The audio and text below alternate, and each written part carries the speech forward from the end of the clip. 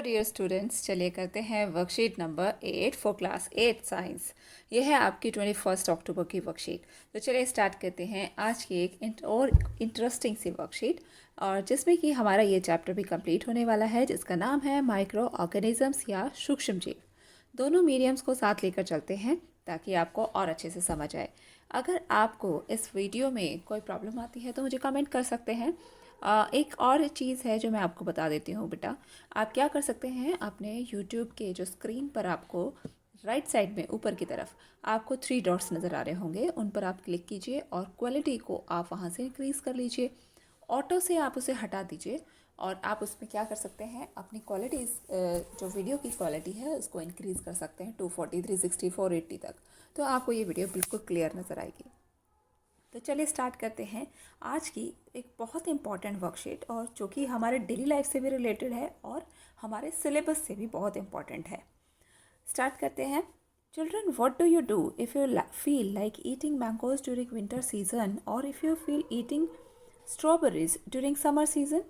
तो बच्चों, अगर आपका मन करता है गर्मी के मौसम में स्ट्रॉबेरी खाने का, तो आप क्या करते हैं? या फिर अगर आपको गर्मी में कोई ऐसा फ्रूट खाने का मन करता है कि जो गर्मी में मिलता ही नहीं है, और सर्दियों में वो वाला फ्रूट खाने का मन करे जो गर्मी में मिलता है, जैसे कि मैंगो। कुछ बच्चों को मैंगो बहुत पसंद होता है, मैंने देखा है, और उन्हें अगर सर्दियों में भी मैंगो मिले तो वो बहुत खुश होकर खाएंगे। बट सर्दियों में मैंगोज़ जो हैं वो सीजनल फ्रूट तो नहीं है वहाँ सर्दियों में। तो लेकिन हम सर्दियों में भी मैंगो किस प्रकार से खा सकते हैं, तो आज हम वही चीज़ें जानने वाले हैं। As we know that microorganisms are present everywhere at all the times. If they get proper conditions like heat and moisture, they grow very fast. तो बच्चों, हम जानते हैं कि सूक्ष्म जीव वातावरण में लगभग हर जगह मौजूद होते हैं और उनको एक उचित परिस्थिति की ज़रूरत होती है। उचित परिस्थिति उनके लिए क्या है? उनको टेम्परेचर यानी कि ताप चाहिए और मॉइस्चर यानी कि नमी चाहिए। और इस ऐसी इनको कंडीशंस मिल जाती हैं, जब ऐसा वातावरण उन्हें मिल जाता है तो वो बहुत तेज़ी से वृद्धि करने लगते हैं। ठीक है, वो बहुत ग्रो करते हैं very fast. And contamination of food is a chemical process which changes the color, taste and smell of the food. और जब वो तेज़ी से वृद्धि करते हैं तो भोजन का संदूषण करते हैं, कंटामिनेशन करते हैं फूड का, और ये एक रासायनिक केमिकल प्रोसेस है, ये रासायनिक अभिक्रिया है, जिसमें कि खाने की जो वस्तु है उसका रंग भी बदल जाता है और स्वाद भी बदल जाता है। और आपने देखा होगा फिर खाने में से बदबू भी आने लगती है, क्योंकि वो ख़राब हो गया है और वो अब खाने योग्य नहीं है। अगर हम उसे खा लेते हैं गलती से तो क्या होगा? हम बीमार पड़ जाएंगे। Okay, to save food from microorganism and contamination we can use the following method so that we can enjoy all the kinds of fruits and vegetables and the things made from them throughout the year. तो अगर हम भोजन को सूक्ष्म जीवों से बचाने की कोशिश करें तो इसके लिए हम बहुत सारी विधियों का प्रयोग करते हैं, जिससे कि हम पूरा साल अपने फलों को और सब्जियों को उनका मज़ा ले सकते हैं। उनकी चीज़ों से जो उनसे बनी हुई हैं उन चीज़ों का भी मज़ा ले सकते हैं। ठीक है, तो क्या क्या वो तरीके हैं? अब देखो, सर्दियों में मटर बहुत ज़्यादा आती हैं, है ना, हरी हरी मटर होती हैं, बड़ी स्वाद लगती हैं। लेकिन जब हम उनको ढूंढे गर्मियों में तो वो मार्केट में तो मिलने नहीं, है ना, लेकिन फिर भी हम उनको प्रिजर्व करके उनको हम रख सकते हैं। ठीक है, प्रिजर्व करना यानी कि खाद्य परिरक्षण करना, उनको बचा के रख लेना, सूक्ष्म जीवों की वजह से वो खराब ना हो जाए। तो हम कैसे सूक्ष्म जीवों से बचा के रख सकते हैं अपने भोजन को? बहुत सारे तरीके हैं बच्चों इसके, और आज हम एक एक करके उन सारे तरीकों को जानेंगे। तो measures to protect food from microorganisms, तो ये सारे क्या तरीके हैं, क्या है? भोजन को सूक्ष्म जीवों से बचाव या खाद्य परिरक्षण के उपाय हैं। तो सबसे पहले कौन है? रासायनिक उपाय, केमिकल मेथड।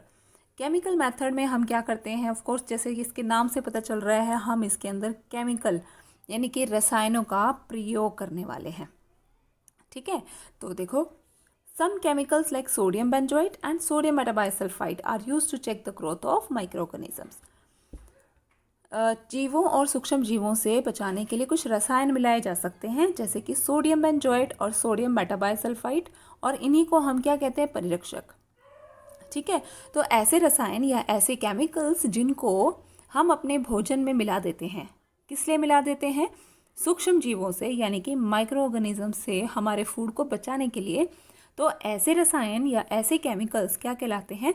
फूड प्रिजर्वेशन के केमिकल्स कहलाते हैं, यानी कि इनको हिंदी में परिरक्षक भी कहा जाता है।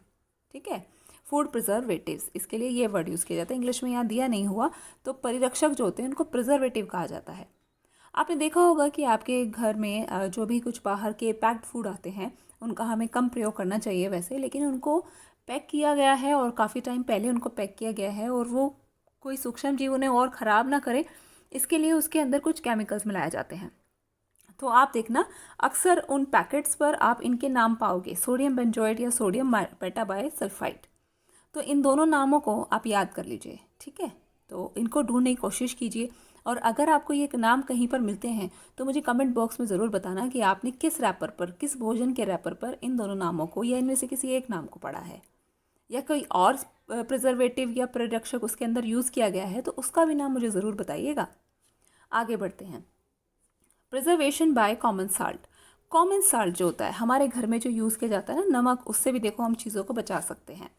Meet, fish are covered with a table salt to check the growth of bacteria. तो मांस, मछली या आम को सूखे नमक से ढक देते हैं और फिर उसमें सूक्ष्म जीवों की वृद्धि नहीं हो पाती। तो नमक से कैसे बचाव होता है? केमिकल्स तो भाई केमिकल्स हैं, वो तो सूक्ष्म जीवों को पनपने नहीं देंगे, लेकिन नमक कैसे बचाता है खाने को? तो नमक इसलिए बचा देता है बेटा, क्योंकि जब हम उसको, कोई भी भोजन है, जब हम उसको नमक से ढक देते हैं, उसके ऊपर नमक डालते हैं, तो वो क्या करता है, अपने अंदर जो इसके अंदर मॉइस्चर होती है, जो पानी की मात्रा होती है, उसको वो छोड़ने लगता है और धीरे धीरे वो डिहाइड्रेट हो जाता है, यानी कि उसके अंदर जो पानी की मात्रा है वो ख़त्म हो जाती है। उसको धूप में भी सुखाया जाता है कई बार। तो अगर पानी नहीं मिलेगा, मॉइस्चर नहीं मिलेगा, तो ऑब्वियसली क्या होगा कि सूक्ष्म जीव अब पनपेंगे ही नहीं। आगे देखिए, प्रिजर्वेशन बाय शुगर। शुगर से भी इसका बचाव किया जा सकता है, चीनी द्वारा परिरक्षण किया जाता है। इसमें भी क्या होता है, the use of sugar reduces the moisture in foods which inhibits the growth of bacteria. तो चीनी भी सेम वही काम करती है जो नमक ने किया था। चीनी के प्रयोग से खाद्य पदार्थों की नमी में कमी आ जाती है और जीवाणुओं की वृद्धि रोकती है। अगला जो तरीका है, preservation by oil and vinegar, यानी कि तेल और सिरके के द्वारा। अचार, सब्जी, फल, मांस, मछली, इन सब का परिरक्षण तेल या सिरके के द्वारा किया जा सकता है। Use of oil and vinegar prevents spoilage of pickles because bacteria can not live in such environment. तो ये जो तेल और विनेगर का जो मीडियम है, यानी कि जब हम खाने में तेल और विनेगर डाल दें अच्छे से, आपने देखा होगा जब अचार बनाए जाते हैं तो उसको, जिस भी चीज़ का अचार बनाया जाता है उसको बिल्कुल अच्छे से जो है तेल में डिप करके रखा जाता है। तो तेल में डिप कर देने से क्या होगा कि वहाँ पर ये जो सूक्ष्म जीव है, माइक्रो ऑर्गेनिज्म है, वो बिल्कुल भी ग्रो नहीं कर पाते, नहीं बढ़ पाते। ओके, आगे बढ़ते हैं। अब आती है बात एक और नए तरीके की, जिसको हम कहते हैं हीट एंड कोल्ड ट्रीटमेंट, यानी कि गर्म और ठंडा करना। अब इससे क्या होता है, देखो अच्छे से समझना। Boiling of milk destroys many organisms, keep food in refrigerator because low temperature prevents the growth of microorganisms. तो देखो बच्चों, क्या होता है कि जब हम दूध को उबालते हैं तो उसमें से बहुत सारे सूक्ष्म जीव नष्ट हो जाते हैं, और इसी प्रकार हम किसी भोजन को फ्रिज में रख देते हैं तो क्या होता है, कम तापमान पर सूक्ष्म जीवों की वृद्धि हो ही नहीं पाती। तो इसी तरीके से एक प्रोसेस होती है, एक प्रक्रिया होती है जिसका नाम है पाश्चराइजेशन। इसका मतलब आप समझेंगे, इसको अच्छे से देख लीजिए, इसकी स्पेलिंग याद कर लीजिए। पाश्चराइजेशन, या हिंदी में हम बोलते हैं पाश्चरीकरण। इसमें क्या होता है, ज़रा देखो, ज़रा ध्यान से। Heat the milk for 15 to 30 seconds at 70 degree centigrade. Then cool it down suddenly and fill it in the bags. It stops the growth of microorganisms.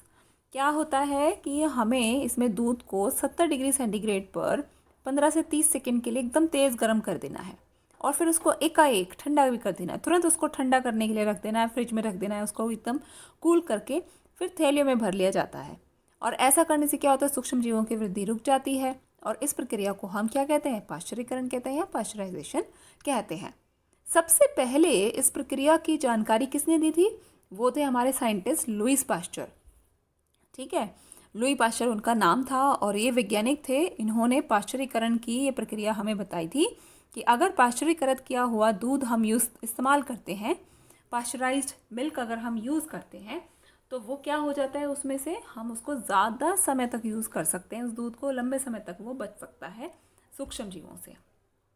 ठीक, तो हमारा जो लास्ट तरीका है वो क्या है, स्टोरेज एंड पैकिंग। यानी कि भंडारण करके रखना और पैकिंग करके रखना। तो कैसे इस तरीके की पैकिंग की जाती है कि एक बार पैकिंग कर दी तो सालों साल वो चीज़ ख़राब नहीं हो रही। क्या किया जाता है ऐसा?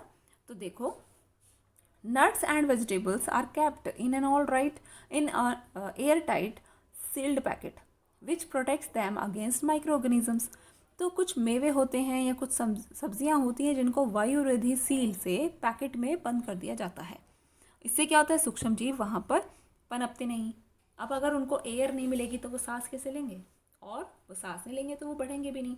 तो माइक्रो ऑर्गेनिजम्स की वृद्धि को रोक लगा दी हमने। तो इनसे, इस प्रक्रिया से हम किसको बचा के रख सकते हैं? जो हमारे ड्राई फ्रूट्स होते हैं उनको इससे बचाया जा सकता है।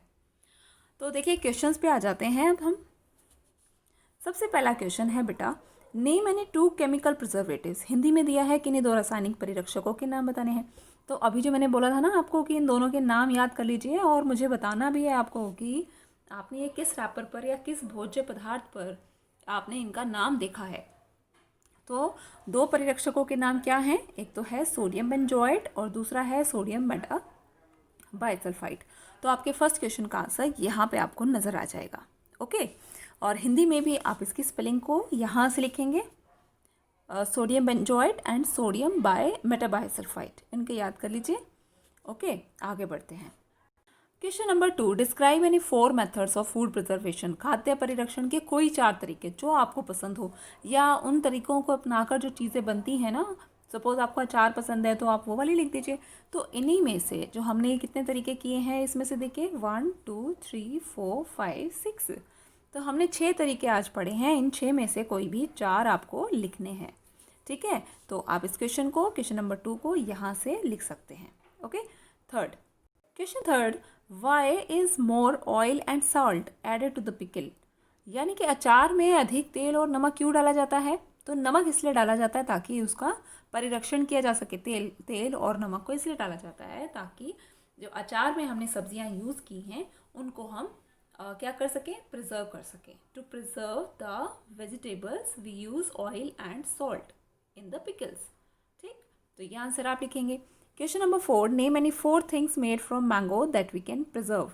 यानी कि आम से बनने वाली किन्हीं 4 चीज़ों के नाम बताने हैं जिनका हम परिरक्षण करके उनको सर्दियों में भी खा सकते हैं। ठीक है, ये तो मैंने अपनी तरफ से ऐड किया है। तो एक तरीका तो मिल गया ना हमें आम खाने का सर्दियों में। तो चलिए इसका आंसर देखते हैं फटाफट। क्वेश्चन नंबर 4 के लिए आप आंसर लिखेंगे बेटा मैंगो जूस या मैंगो जैम। मैंगो जूस आपने सुना ही होगा ना, जूस जो हम फ्रूटी यूज़ करते हैं। फ्रूटी आपको मिलती है पैकेट्स में बंद करके आती है ना। और मैंगो जैम हो सकता है, जैम भी बनाए जाते हैं फ्रूट्स के, मैंगो का भी बनाया जाता है।